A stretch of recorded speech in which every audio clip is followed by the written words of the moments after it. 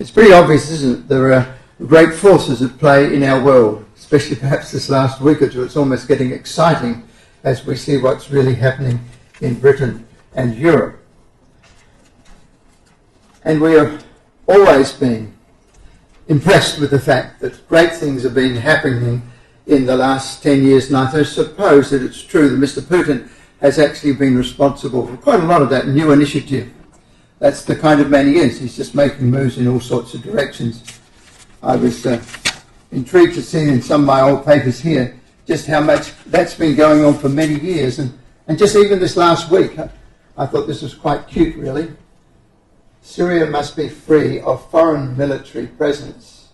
Russia should also leave if Damascus no longer needs its help. Signed, Mr. Putin. Well, he says that all countries should be freed of a foreign military presence. And I suppose it would be reasonable to say that anyone in the audience could count half a dozen countries where his troops are quite dominant. That's how the game has got. It's a matter of seeking what you can get. But I think it was he, particularly, who set that pattern of thought going in modern times. The territorial integrity of Syria must be fully restored, and all foreign forces should be withdrawn, including Russia, if Damascus decides it does not need Moscow's help anymore. Well, well, well. I suppose when one begins to play like that, others feel they need to follow suit. And so we've got a very mixed world where, well, take for example, how do the Europeans feel if Britain does leave Europe, as seems might be the case? That's going to change the whole direction of thought as far as Europe's concerned, isn't it? Britain would represent a pretty high percentage of the military power that Europe would have, a pretty high percentage. And if Britain was just taken out of that quotation, then it means that Russia's got a bigger share of the opportunities, doesn't it? And she's already expressed that. And to help it all, Mr. Macron from France comes along and adds his comment. He said, well, I'd like to see a Europe in its defences that runs from the British Canal to the Pacific Ocean, which just in, by the way, includes Russia as well. So it's a game that once it's begun, it has many players. I just went through a couple of things that I had in my locker about this sort of issue, and I'll just show you this one, remind you of this one. It's Daniel. Russia's power play in Syria appears to be paying off, with superpower making inroads against Islamic State and other extremist groups, leaving its American rivals looking ineffective and highlighting US failures in the region. After what I've just read to you, that's almost amazing, isn't it, that he can say that? But that is how the world is. Russia's power play in Syria, and that's only one of half a dozen, if it's not 10 countries, in which they are playing a role. And again, please. Earlier this month, US President Barack Obama, this is going back a couple of years of course, admitted that his efforts to help resolve the Syria crisis had so far failed, but defended his strategy and dismissed assertions that Russian President Vladimir Putin was now the dominant world leader. Well, I suppose Mr. Obama might say that, but I think most people felt that he was eclipsed by the cunning work of Mr. Putin. But here's another one, really, I'm sure would have surprised many of us. It's about Russian missiles that were being shot from the Caspian Sea right across to the country of Syria. Quite incredible, isn't it? No one ever dreamt of seeing a big boat big enough to be able to shoot missiles like that. And what's more, to use those in war against neighbours. Well, that's a Russian missile that did that, and there were several of them. And it quite staggered the world to think that Russia is so close to all those other countries, not just out there in the ocean, or not a plane just going overhead, but look, she's right in the thick of it. And he's rejoicing in the fact that he's been able to scare the world even yet. And that right in the middle of the Middle East, which is the crucial point. But our topic says that Russia is interested in the Middle East, or Jerusalem as the sort of focal point of that. And it's true. It's been true for many, many years. Now, next slide just shows you something that probably you can remember seeing in old slides about Jerusalem. That one on the left-hand side there has been there ever since I remember seeing photos of Jerusalem. It's the highest point in the city. It's on the Hill of Olives, the Mount of Olives, on the east of Jerusalem. And it's been there for, I'm not sure how many years, but well past the beginning of the 19th century. So that's a very long time, isn't it? And it's a curious thing to think back in those days when this was, a light year away from Russia in terms of area in the world, and yet they had constructed this remarkable building right on the top of the Mount of Olives, which has the best view of Jerusalem that you could ever have, and it looks all over the city. It's quite impressive to get up there and see that. But to think that right back in, say, 1850 or something like that, Russia had that point of view. I would have imagined that was the case, would you? That Russia could have cared less about Jerusalem? Would you? I wouldn't have. But then when you go around the top part of Jerusalem, around the northern suburbs, just by the city walls, you'll find there's other big churches, and they're Russian. You think, well, I've missed something along here. Russia's got a real investment in Jerusalem. But when you come here, which is on the other side of Jerusalem, just under the Mount of Olives, is this Russian Orthodox Church, the Church of all nations. And anybody, of course, can visit that place. But again, I say, that's a long time since that was built. Hundreds of years. Russian again. So it's not just the modern tilt that Putin's picking up, that he's suddenly interested in Jerusalem or the Holy Land. It actually goes back a long time. And even the Tsars of Russia had a great interest in Jerusalem. In fact, you might have had it distributed to you tonight, a little piece of information of great interest, really. This is the Tsar Peter the Great. I haven't got it with me, but you can see from the heading and so on how interesting it is. And what he's saying to his successor, thank you very much. What he's saying to his successor in his will is what Russia should be doing down the track. And when you read it, you think, this is just as though Putin gets up every morning and reads about this, because what he's doing is exactly what Peter the Great said 200, 300 years ago. So this frame of mind has been there for a long time. It's not just a modern phenomenon. He says, the all-powerful, from whom we hold our life at our throne, after having revealed unto us his wishes and intentions, and after being our support, permits us to look upon Russia as called upon to establish her rule over all Europe. Underline that. Peter the Great died in 1725. As I say, a long time ago, isn't it? This idea is based upon the fact that all the nations of this portion of the globe are fast approaching a state of utter decrepitude. So Peter the Great, which was probably their most famous Tsar, his policy was to bring Russia up to date with what was available. They'd fallen behind Britain and France, perhaps some of the others that were travelling around the world a bit more than them. Well, they weren't travelling around the world at all. They had no navy. It was Peter the Great that after he came back from that trip, looking at what the French people were doing and the British people were doing, and the English as well, he dressed himself in ordinary clothes and went around and had a look to see what the rest of the world was doing. And they took it all back to Russia to try and bring it back into Russia and so upgrade the Russian people, which were a long way behind in terms of what was being invented and available. From this, it results that they could be easily conquered by a new race of people. This is what he's saying then. He looks around Europe and he said, they're slipping. This gives us opportunity.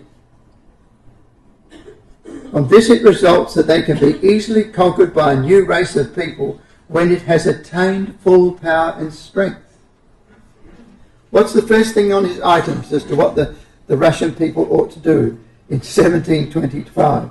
He says, number one, in those numbered notes, to keep the Russian nation in constant warfare, in order always to have good soldiers. Peace must only be permitted to remit the finances. Otherwise, get on with the war, with advancement. To recruit the army, choose the moment favourable for attack. When there's attack, when you've got planning for an attack, people will see the urgency and they'll join the army. Thus, peace will advance your projects of war, and war those of peace, for obtaining the enlargement and prosperity of Russia. My dear friends, I would seriously say that is exactly what we're seeing in our world, isn't it? That is precisely what we're seeing. He thinks that by his stealth and by his breaking forth from the borders of Russia into other countries, that he thinks that he'll bring peace. And he's convinced many people that he can. There's a lot of people in the world that say that he's the saviour for Christianity. A man that deceives, breaks the boundaries, does whatever he wants. A man that will bring peace. He's warring all the time.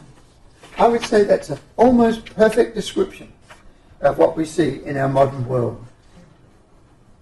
Just a few other matters that are of interest to us. Firstly, this one. It's an extract from a book called Elpis Israel, and it was written in 1850. And I'm going to read it out because I think it's a wonderful quotation. I can show you this in the library after, if you like. We've got quite a few copies of this. Take one home. It's from Elpis Israel, which means the hope of Israel. That's pretty pertinent because Putin's always involved with Netanyahu of Israel and the issues of the Middle East. This is what this man called John Thomas wrote. The future movements of Russia are notable signs of the times. This wasn't written yesterday, 1850. Because they are predicted in the scriptures of truth. They're not by chance, in other words. Russia's moves are significant. The Russian autocracy, in its plenitude and on the verge of its dissolution, is the image of Nebuchadnezzar standing upon the Mount of Israel, ready to be smitten by the stone, which in the figure that he's referring to in Daniel chapter 2 is the Lord Jesus Christ coming to build his kingdom. So he says, reading that again, Nebuchadnezzar standing upon the mountains of Israel, ready to be smitten by the stone, when Russia makes its grand move for the building up of its image empire, then let the reader know that the end of all things as at present constituted is at hand. The long expected but stealthy advent of the King of Israel will be on the eve of becoming a fact. So that takes our evening away from just entertainment, doesn't it? It says we're in the midst of very serious times. We're seeing this almost identical play today as we haven't seen it in our lives. And we've seen quite a bit in our lives. I can remember all through the 50s and 60s when we used to worry about communist Russia and how it was going to go over its borders here and there. It didn't matter, seemed to matter where it went. It didn't. Sometimes they're in Africa, sometimes they're in South America, they were everywhere. Middle East, and we used to be full of concern. So even in my life, I've seen 50 years of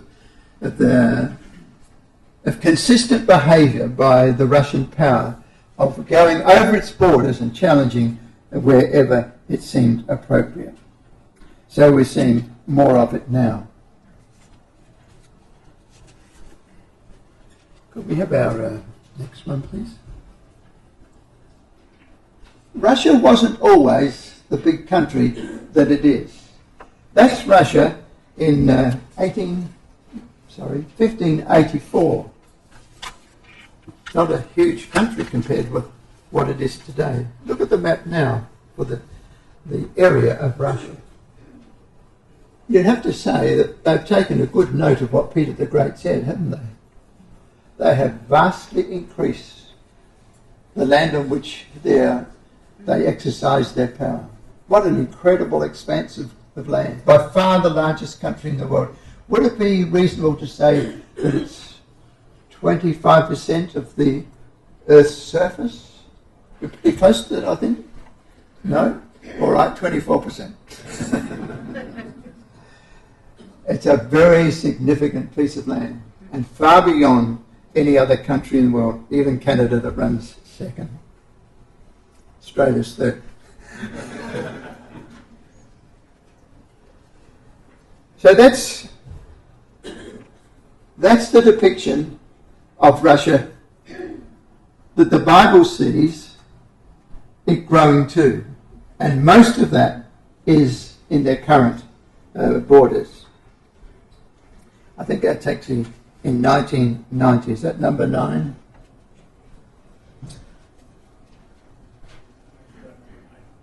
Yeah. So that should be around about the year 1990. Add to that, though, the Warsaw Pact powers that are not insignificant, aren't they? There's Poland and others that have been under the control of Russia before, just at the present time. Some of them are free of Russian hold. But you add all that as well, significant parts of very choice lands, very famous lands of Europe. It's a mighty piece of land and an amazing accomplishment.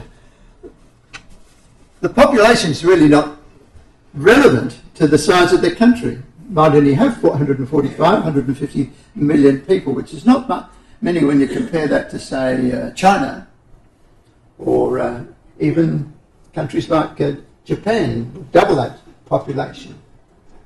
But its military hold over all those countries is just absolutely amazing. You sort of wonder how, with a population of 150 million, you'd be able to have a hold of that and manage it properly without it falling apart. Very, very significantly interesting to us. In other words, Russia is at a point of zenith. It's expanding rapidly and with confidence, and that has largely been due, in the spirit that we've seen, because of Mr. Putin. I was surprised the other day for somebody to tell me, do you know that Mr. Putin has been in your life for 20 years? That's true, isn't it? We wouldn't have thought that. Year after year passes. That's a long period in our lives in which we've been familiar with the type of things he does and continues to do. We've been able to see his promises and what he actually does. And it's not comforting. He's a man that says one thing which I don't know what he's going to really do. And that's right through the world. Everyone would see him like that. It's not much different. You might say on the other side of the Atlantic. But this man's been up to that game for 20 years. And we've been of it. So we've got every reason to have taken cognizance of what had happened. Not just to let it happen, but to say, what relevance has that got to my life and my wife's life and my children's lives? Where are we in this world? What should we know about those things? What does it mean? Where's it going? How's it relevant to me and my family, my country? Well, I think it's extremely relevant. With those earlier extracts that we had right back as early as 1850, you can see we're not exaggerating. They were written a long time ago, but they're remarkably accurate indeed. We didn't read tonight, but let's come to a chapter in Ezekiel, the book of Ezekiel, chapter 38. Some of these things that are commented upon from the Bible come from this chapter, so let's have a good look at it. You may not get the whole picture straight off, but it's not really difficult to get the picture once you get a few points in place. Ezekiel chapter 38, and if you're having a Bible with you, I'm sure that somebody nearby would be happy to offer you a look on their Bible as well, because it's important to actually see the words of them. We're not dreaming. They are words in the Bible, and they've been there ever since we opened our Bible. and a long time before. So in the opening words of chapter 38, there's an invitation, a request to the prophet Ezekiel. And the word of the Lord came unto me, saying, Son of man, that's Ezekiel the prophet, set thy face against Gog, the land of Magog, the chief prince of Meshech and Tubal, and prophesy against him. The more later translations will say to that last phrase, the chief prince of Meshech, they will say the prince of Rosh, Meshech and Tubal. And when we were recently in Russia, we asked a number of people, what's the old name for Russia? And you know, flawlessly they told us the old name was Ross. And it was very, very interesting to see that, because other translations and other language translations of this section also have Ross. And it's the ancient name of Russia. Not that we need to depend just upon that, but when we see the outline of the chapter, you'll say, well, it has to be that. Let's go further.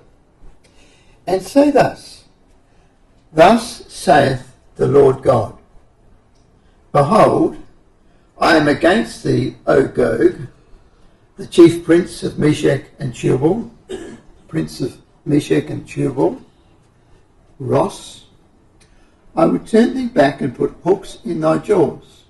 God's going to use this power. And I will bring thee forth, he has a mission for him, and all thine army. So he's heading up a vast and significant army. Horses and horsemen, the matters of military progress in those times. All of them, even a great company, bucklers and shields, and of all of them handling swords. So with all the weapons of warfare, this collective assault is going to be put together. But it's not just from its own local areas of Tubal and Meshech and Magog and so on, but certain other powers are mentioned that are miles away from Russia. Look at verse 5. Persia, which is the old name for our country which is playing the largest role in the disputes at the present time. And there she is named as the first one of the compatriots of this power. Ethiopia, which is south of Egypt. And Russia's been playing in there too in the last decade. And Libya, which I only read, I think it was 2 or 3 weeks ago, that the Russians now have their forces entering into Libya, which is on the north coast of the Mediterranean Sea. Now, isn't that interesting? They're not places you don't know. You know where those places are, and I do too. Persia, Ethiopia, and Libya. And they are with them. Who would have dared to say that right back when this was given to Ezekiel? That's an amazing statement. I'm saying about Libya because we knew that Persia and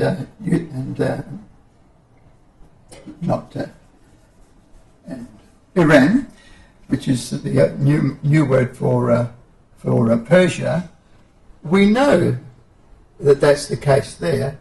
But right at the end of that line, it speaks of Libya, and Russia hadn't had anything to do with Libya, it seemed, until very recent times. But I read this article only just a fortnight ago, and lo and behold, I see that Russia's now working with one of the ex-generals of the army of Libya, and making a relationship with him which has divided half the country from the rest of the government of Libya, which is sort of the recognised government. So, right up to date, Russia's involved in another one of these powers which are specifically mentioned in this chapter. Now, I've listened to 100 times about this book, about this chapter in my life. It would have to be 100 times, I would think. But I'm actually personally moved to see that after all these years, lo and behold, Russia's now meeting up with even that technical detail of this chapter. She's in Libya, and she's backing one of these ex-generals, and the intent is to take over the country of Libya through this ex-general of the place. Perfect, isn't it? That's your life, my life, fortnight ago. It's relevant. You can't just laugh that off. It's happening before our eyes. God has told us this, and he said this will happen in the latter years. That's exciting, I believe. It's exciting for all of us. We can all see it. Then it goes on to mention others, Gomer and all his bands, the house of Togarmah, which we believe is Turkey, and look at Turkey and Russia in recent times. Of the north quarters, the prophets in the land of Israel, and if you look up from the land of Israel, where is the north quarters? Well, it's right up in that area, of course, isn't it? As a matter of fact, Moscow is directly north of Jerusalem.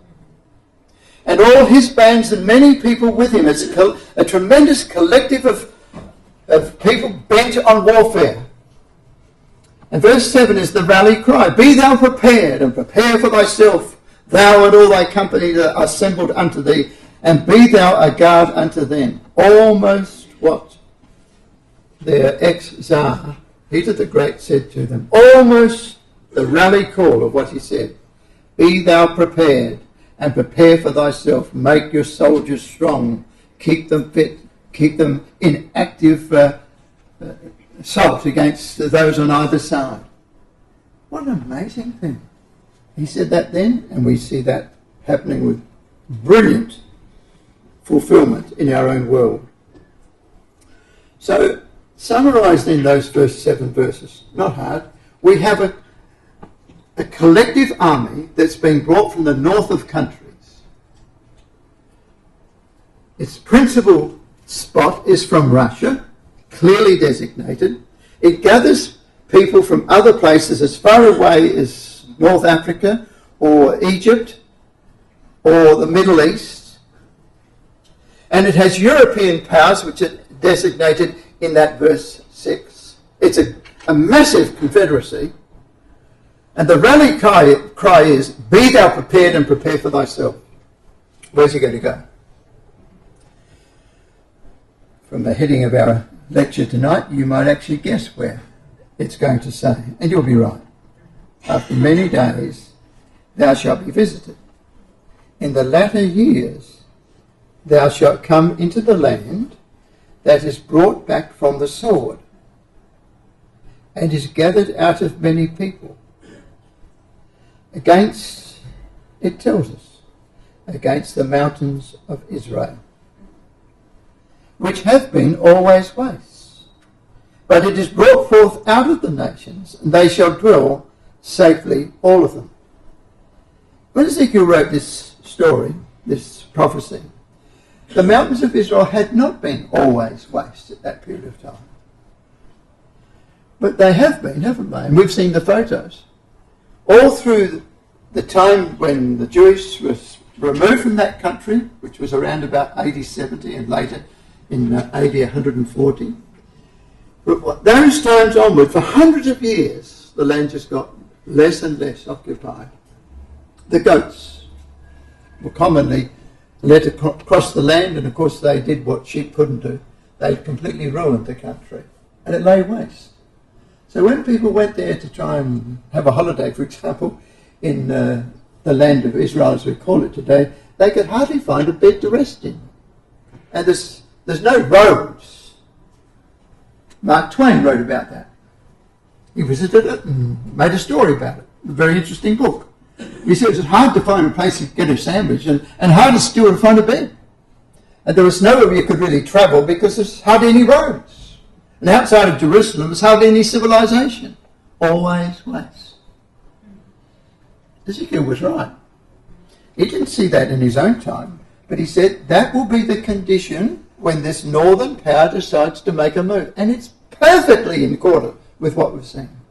Mark Twain wrote back and told the Western world, Jerusalem, that used to be a city of such maturity and a solemn city in the rank of the nations, and everybody looked at Jerusalem, and the land was the place where Jesus lived and so on. And he said, but the place has gone back. It's destitute of people and life. It's been left to neglect. That's what he said to all of us. You can get his book still. This is right, isn't it? Every time the Bible's right. But it wasn't right in Ezekiel's time. And you couldn't say quite that it is now. Something's happened to the land. It's now an example of how to run farming. People come to Australia to learn about things, to teach rather, things in Australia about irrigation and other matters of industry on the land. And that happens around the world. In so many ways, Jewish people have gone to other countries and taught them a lot about their own land and how to run it. It's now budding forth, see? And that's what this said. It said, the land that is brought back from the sword.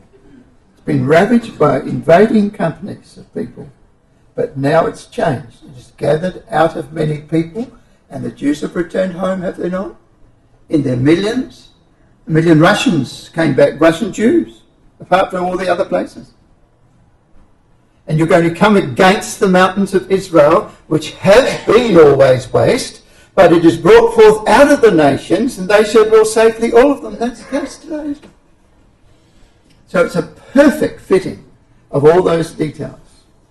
Well, what's the northern invader going to do? It says in verse 9, thou shalt ascend and come like a storm. Thou shalt be like a cloud to cover the land. Thou and all thy bands and many people with thee.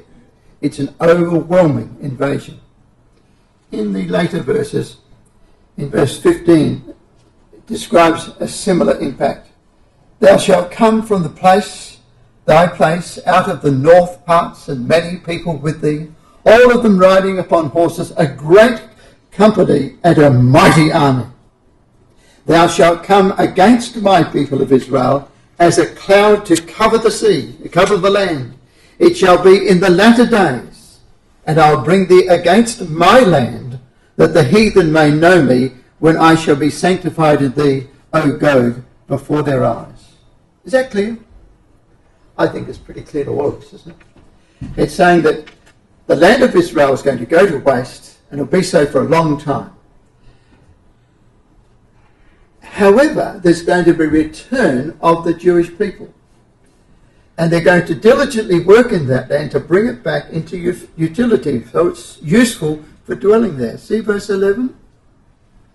I will go up to the land of unwalled villages. I will go to them that are at rest. That's Jewish people dwelling in the land, but doing well, dwelling without walls and having neither bars nor gates. It's prospering, to take a spoil and to take a prey, to turn thine hand upon the desolate places that are now inhabited, and upon the people that are gathered out of the nations, which have gotten cattle and goods, that dwell in the midst of the land. That's exactly how they are today. People are going to Israel to learn all sorts of things. It's not all about cattle and goods either. It's about the highest areas of modern research.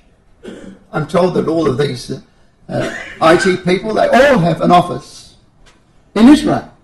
Never mind whether they're Indian or Australian or Canadian or wherever it might be, American, they all have offices in Israel, where the most advanced scientific information is coming forth. How interesting is all that?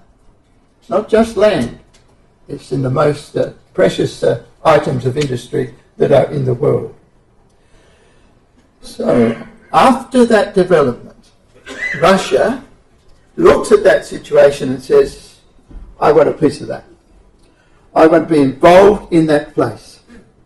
And therefore rallies these forces together to make that southern advance.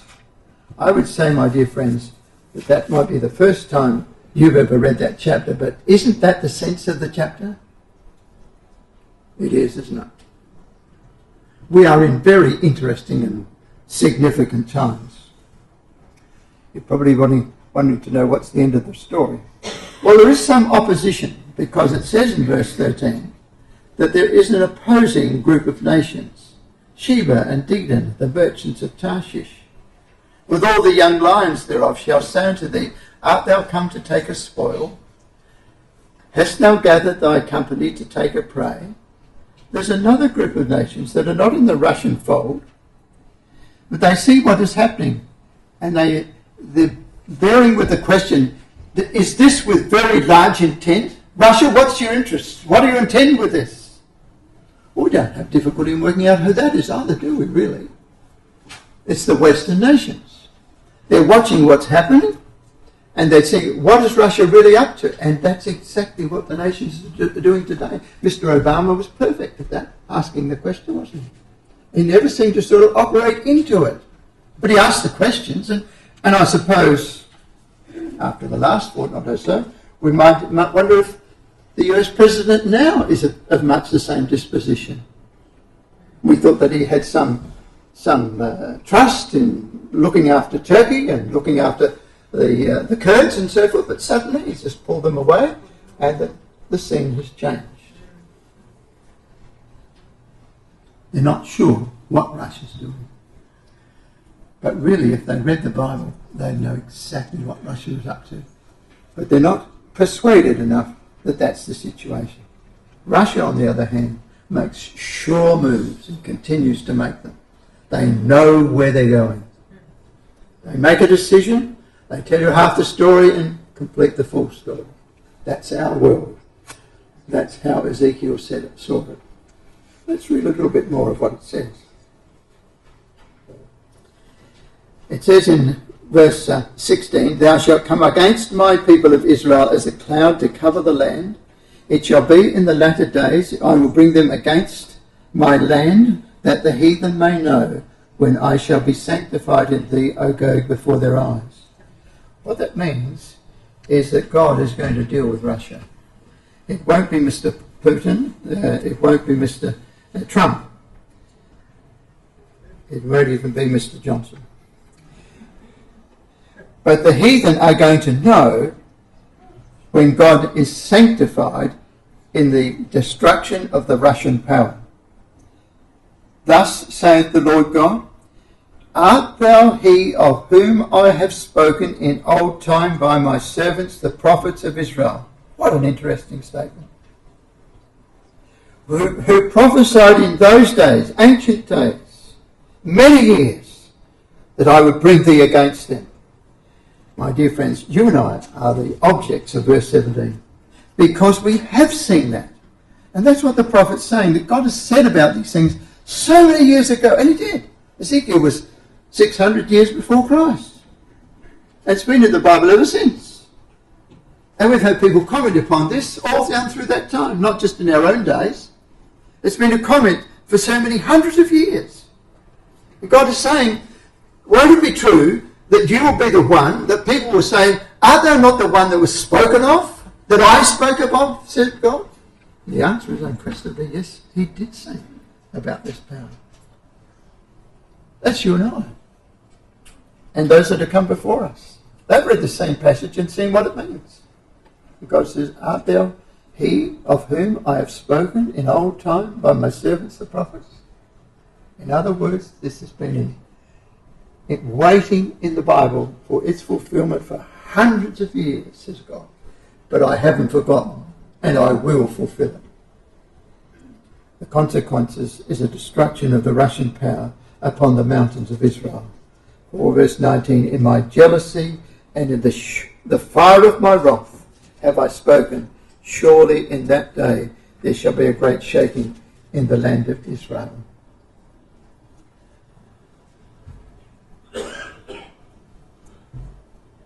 Could we have our next slide, please?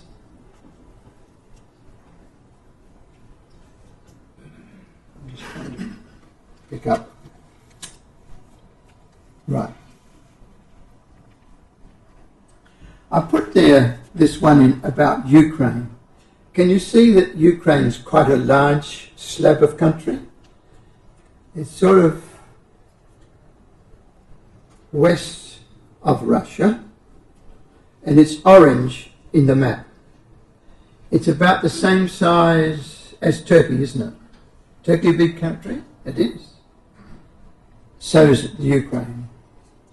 The Ukraine is a very significant part of Russia.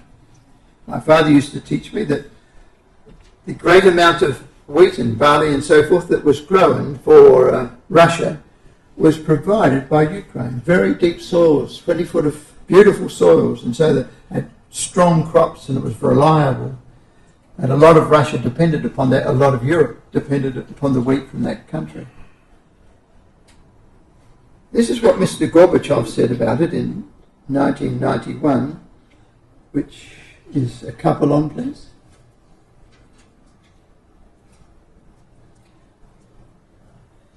Mr. Gorbachev said this in 1991, for the Soviet leadership, the crucial situation lay at first in Ukraine and Belarus. Gorbachev stated more than once that the USSR without Ukraine was inconceivable. I don't think most Australians sort of have that understanding, do we? We just think it's one of Russia's neighbours, and he decided to have a bite of it, and he took a bite out of the eastern side of the country.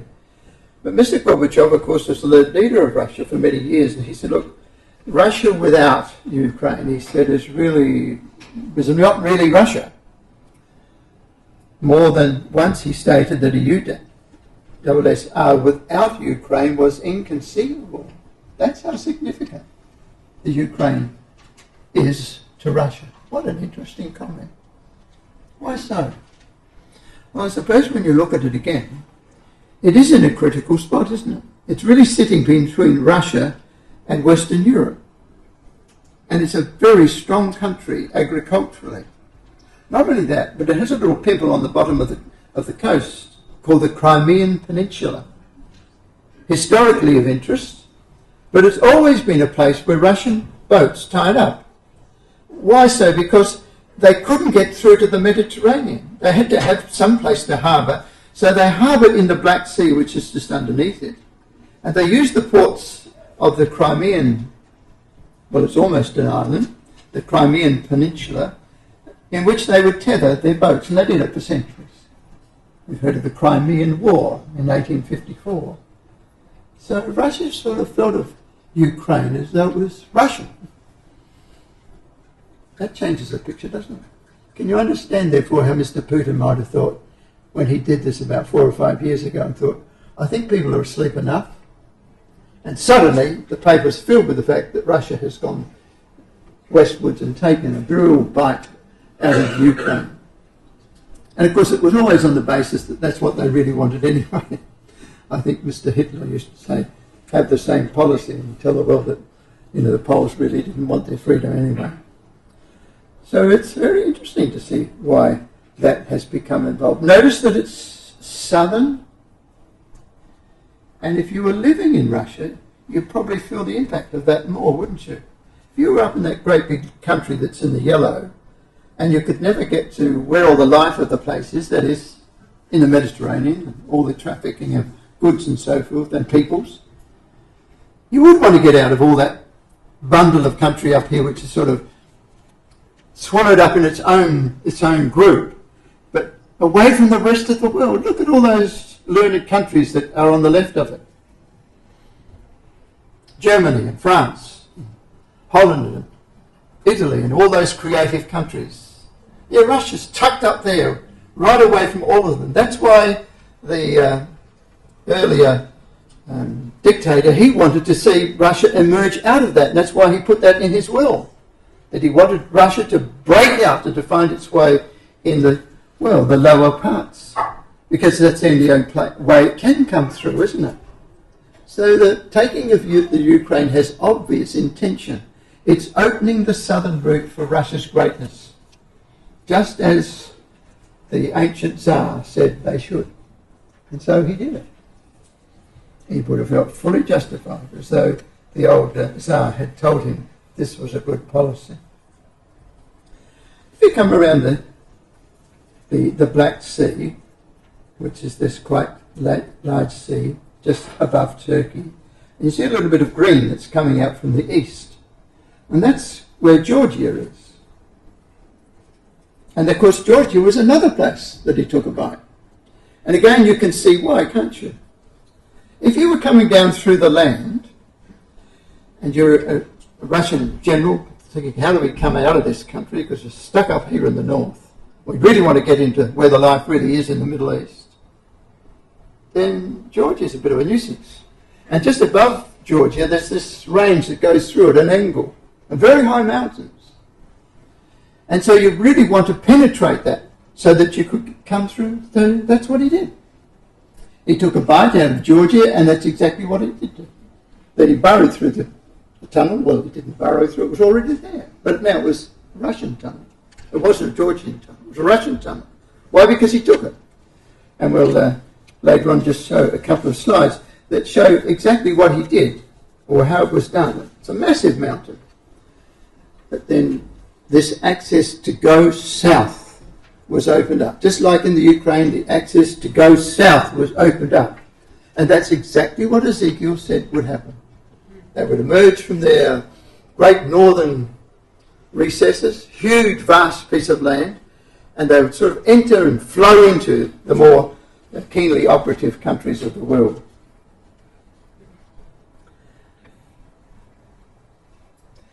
Number 16 then, please. It is a test of wills between the West and Russian President Vladimir Putin that has potentially far-reaching geopolitical implications.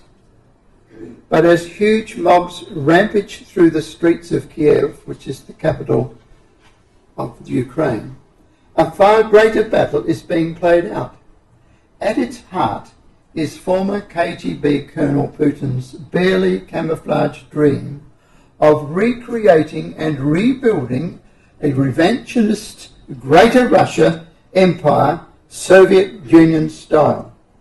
Well, he says exactly what we have seen from just looking at the map and thinking about the moves that have been made. He said there's a plan in it to open up Russia towards the south. That's why our heading is, Putin's eye is upon Jerusalem, which is in the centre of the Middle East.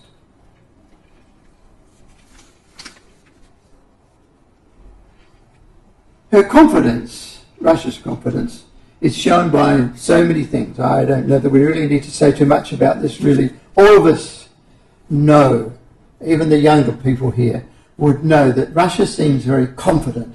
When they want to do something, they do it, and they finish it. Number 25 illustrates some quite remarkable examples of their freedom to move and far beyond their otherwise travelled areas. In NATO, it says that Russian jets, bombers, circle Europe in unusual incidents. Just imagine if you're living in England and you see Russian planes. You can see the red line that is the outline there on the western side. Just imagine if you were living in Scotland and you look up and you see these Russian planes going around the back of Scotland. That's a different feeling, isn't it? Nobody said about that until recent times. That was just back a fair while ago now, a few months ago, 2014, not that long. And the whole of Europe was alarmed because it encompassed Europe. And it taught Europe, just in one quick lesson, that Russia could really take the whole place. Mr. Macron seems to think that might have perhaps be the case anyway. And in sympathy with what we're learning in Ezekiel, he said the other day that he wants to see an army that stretches from the English Channel to the Pacific coast. So they don't have a NATO anymore. There's not a NATO that's related to America. But he wants to see an army that stretches right through from the Western democracies, through Russia, and out to the coast, including France, perchance.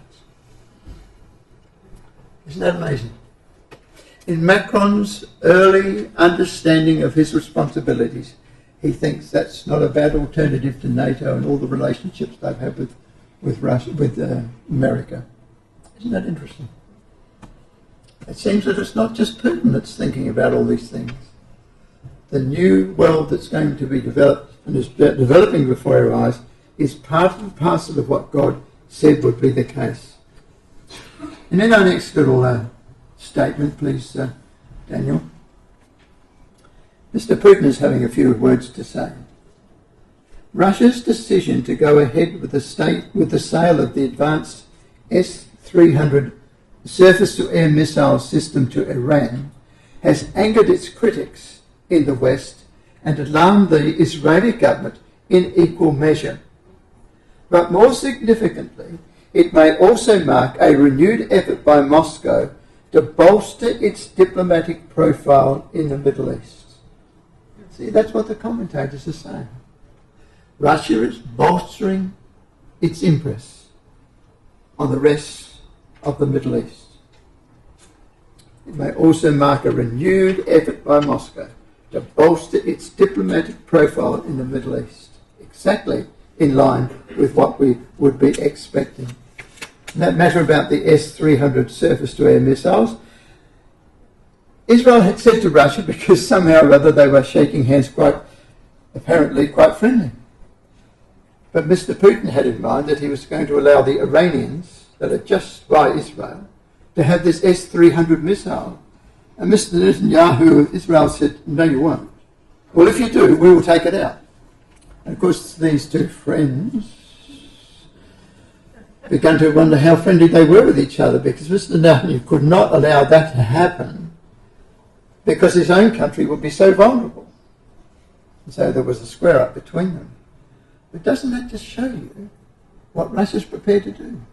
Shake Mr. Netanyahu's hand and say all the nice things that he says about him, and how he's dependent upon an Israeli a Jewish family who was across the road when he was a little boy. Tell all those stories. That's what he did. Told the stories. Probably true. I don't know. But the next time he finds that Putin is planning to send these missiles, these critically important missiles, to an enemy of Israel. It's right on its borders. Friendly man. Would you like to do a deal with him? Well, all of those things are testifying to the truth of what we have been reading from our Ezekiel chapter 38. Now we'll just switch down to a couple of slides which are a little bit further down. 28, please, Daniel. This is an interesting slide because of the size of the river which divides that large country of Ukraine. That blue ribbon that goes right through the middle of the country is a huge river. It's massive when you see it. It really is. You think you've come to the sea, but it's not. It's just this amazing river that divides the country. And of course, what that also provides is a way through that river down into the more comfortable waters of the Black Sea. So again, the routes going south, whether it's through the mountains near Georgia, or whether it's through the channel that leads to the Crimean Peninsula, or whether it's through the rivers here, or through the land masses of Ukraine itself, it's all opening routes towards the south, that so she might be able to she can fulfill Ezekiel 38 that you've got on the shelf at home. Everybody's got Ezekiel 38 on the shelf at home, haven't they? Where you can all be cognizant of exactly that. It's not something the Christadelphians have got hold of alone. It's something which has been there for so long that we all want to be fully aware of it. I just want a few quick shots here. They're quite interesting, just to illustrate to us how versatile this man is on behalf of Russia. 31, please.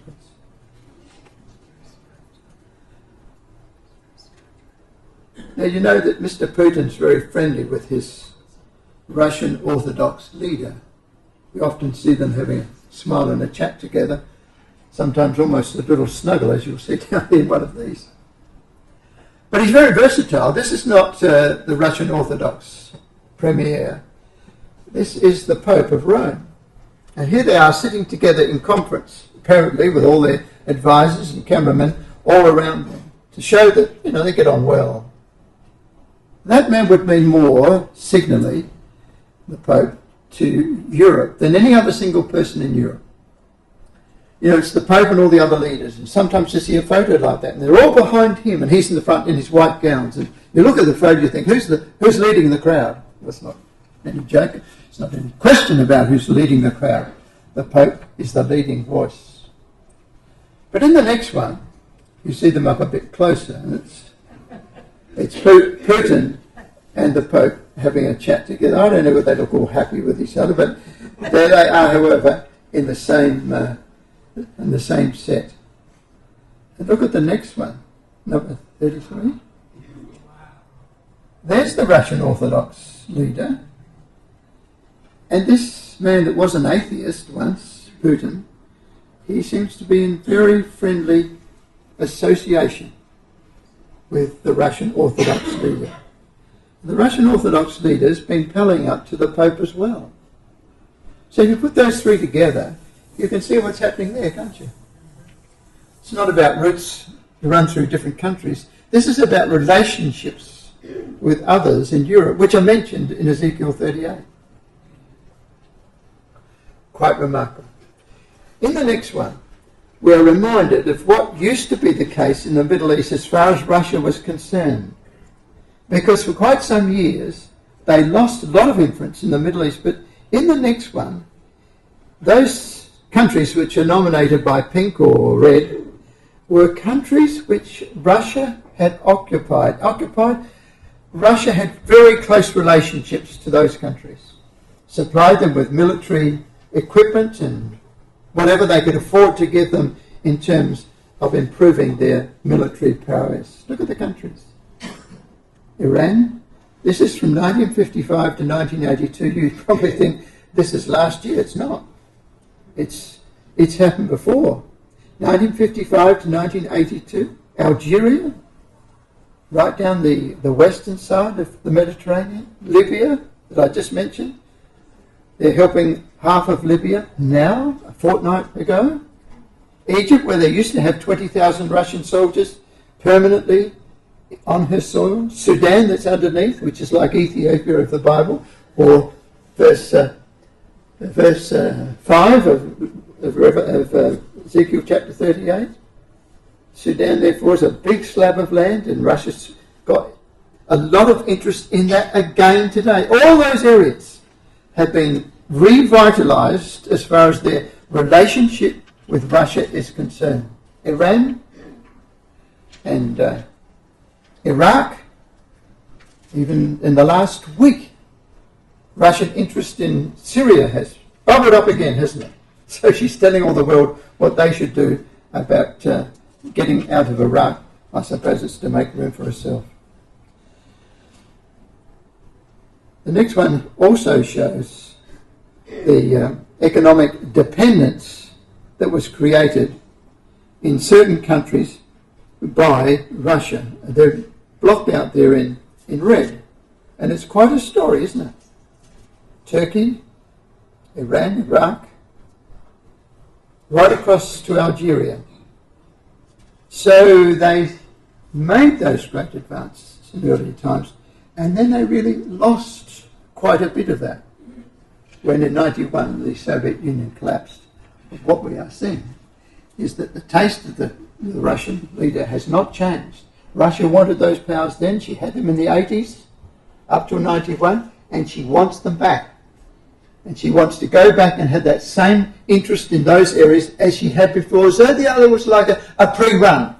But we're waiting now for her more permanent access. And she's crying out to the world now that she wants to go and help Iraq, and she wants to help Iran, and she wants to help Egypt. She mentioned that even this week when she was talking about those circumstances. Well, I think when we put all that picture together, we can see exactly where Russia's been, where she wants to go, what the prophecies of the Bible have said will be her call, and where we should be as we look at those circumstances. If you've still got Ezekiel chapter 38 open, how do you feel about these words? Closing words of the book. It shall come to pass at the same time, verse 18, when Gog shall come against the land of Israel, saith the Lord God, that my fury shall come up in my face. God is not unaware of everything that is happening in the lives of Mr. Putin, in the destiny of Russia, or Israel, or your life and my life. For in my jealousy and in the fire of my wrath, says God, have I spoken. Surely in that day there shall be a great shaking in the land of Israel. When Russia moves against Israel, the fury of God will come up. So much so, verse 20, that the fishes of the sea and the fowls of the heaven and the beasts of the field and all creeping things that creep upon the earth and all the men that are upon the face of the earth shall shake at my presence. At my presence. God's going to be present there with power and glory.